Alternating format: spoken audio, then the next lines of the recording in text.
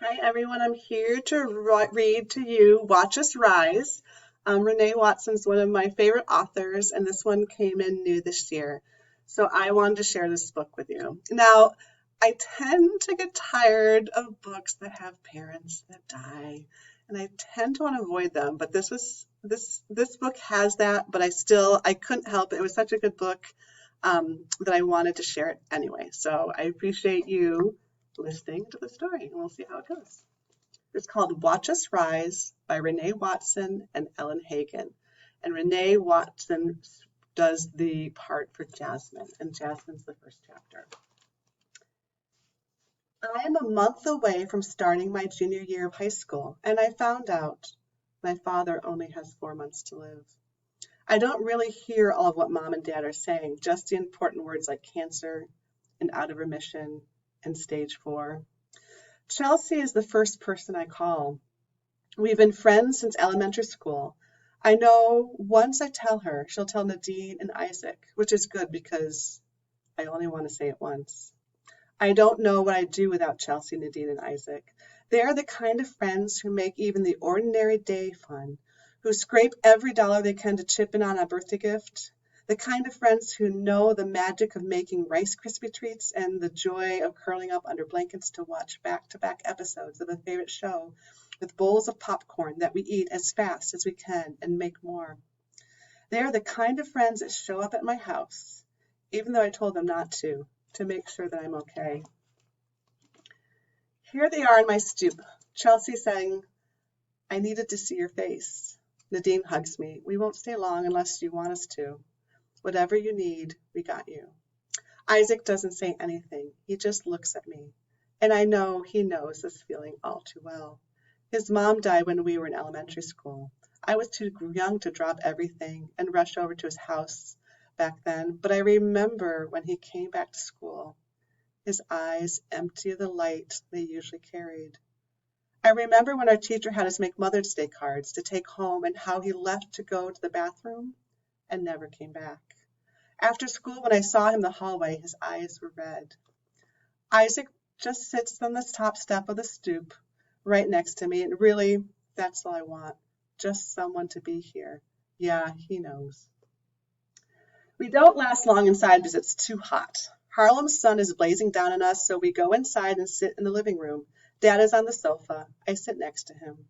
No one knows what to say or do when they see Dad. Dad cuts through the tension, acting like his normal self, like today is just a regular sunny New York day.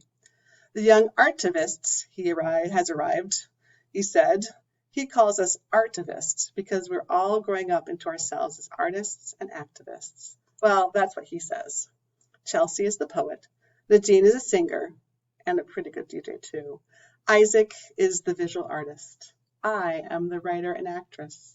According to Dad, art is never just art. And since there is so much going on in the world, we should be using our art to say something, do something. So when he asks, what have you been up to this summer? We answer in syncopation with shrugged shoulders saying, I don't know. He says, you mean to tell me you haven't created anything this summer? He gives us all a disappointed look and says to Chelsea, not even one poem? Before she can answer, Dad says, and Isaac, I know you better. He says this to Isaac because Isaac's grandparents were part of the Young Lord Party, a Puerto Rican civil rights group. They helped to start Palante, a newspaper in South Bronx that told news of the Young Lords. There's no way you get a pass for not doing anything meaningful this summer, Dad says. Isaac doesn't even try to talk himself out of it. Dad keeps fussing. You all have had so much time to take advantage of the city, and you haven't done anything? That is some kind of tragedy. He is smiling, kind of. There hasn't been much to do, Nadine said. Dad shakes his head. There's always something to do in New York. He starts coughing, hard. And everyone panics, rushing to get him water, tissues, Chelsea especially. I'm okay. Just allergies, Dad says. Dying people have regular ailments too. He laughs, but none of us do. Then he says, I know Jasmine told you. Thank you for loving her enough to come over. Chelsea wipes a tear from her face. My mom and Dad told me to ask if there's anything we can do. Her voice sounds frail. That is never, ever a word I think of to describe Chelsea. Isaac says, yeah, my dad was asking too. He said he'd call a little later. Dad looks like he's actually trying to think of something. He says, I'll reach out to your parents if I need to, but do you have something I'd like the four of you to do? I leaned forward. Nadine and Isaac sit straighter. Chelsea says, anything. Well, like I said, I think it's tragic that you all are wasting your summer away. I didn't grow up in New York, Dad says. I wish I had this rich culture at my fingertips. Dad, what does this have to do with us supporting you, I ask. Oh, I don't need the kind of support you think I need, sweetie. I need you all to keep on working on you. Your education, your life as artists. Dad, just indulge me for a moment, okay? I sit back, leaning against the cushions. Listen, I don't want your pity or worry, Dad says. I want each of you to be out there learning and growing and discovering. You all are such talented artists, and I mean that.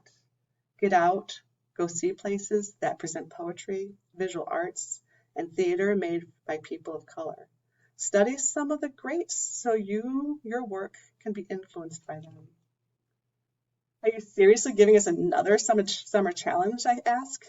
It's not the first time Dad has sent us on a summer scavenger hunt of the city, but usually it's a little more thought out, like the time he sent us out with a map of Harlem and challenged us to find historical landmarks and spaces essential to the Harlem Renaissance.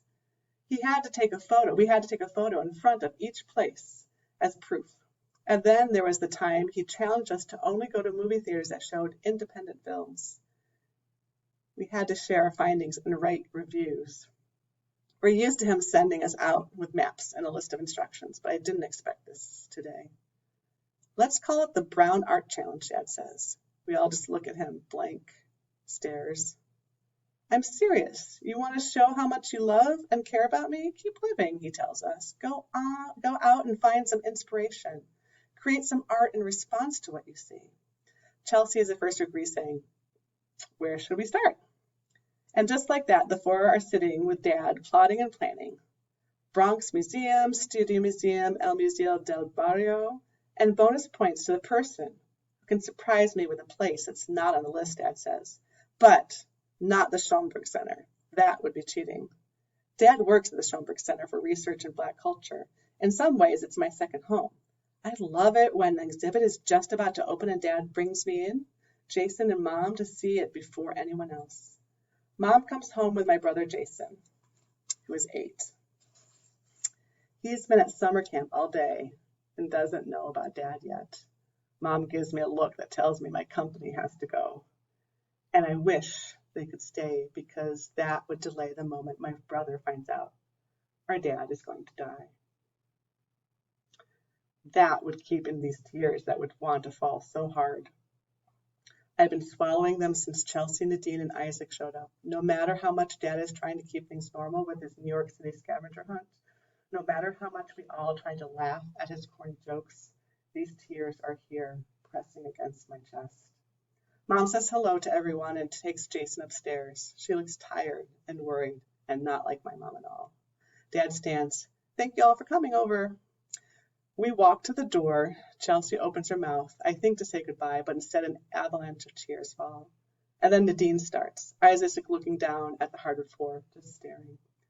It's okay to cry, Dad says. Feel whatever you need to feel, but listen, everything doesn't have to change just because cancer's back. You four are starting your junior year. I want things to be as normal as possible, just like every other school year. No matter what happens this year, you all need to stay focused. Do your best. Don't let me or any distractions get in your way, he says. You are all just beginning. And then Chelsea, who's written by Hagen, writes a poem for us. It's called Praise Poem for the Summer. Here's to the warmth and every yes, to the grind of summertime dripping combs and chlorine haze. Here's to float and exist, show up. Every challenge accepted, revival in East Harlem, freedom. Fighters printmaking our past to light up our present, we're here, the future of us. How we study our ancestors, dance ourselves into existence, electric grind, see the struggles. Together we arrive, arms linked, lungs loud as life, our hearts conjuring words and poems. All of us riding each wave towards eclipse and ellipse, always ongoing, always ahead. Facing forward, our lives a ripple of nonstop jumpstart, making our mark. So that is the first chapter of Watch Us Rise, a book about young women who stand up and have their voice heard.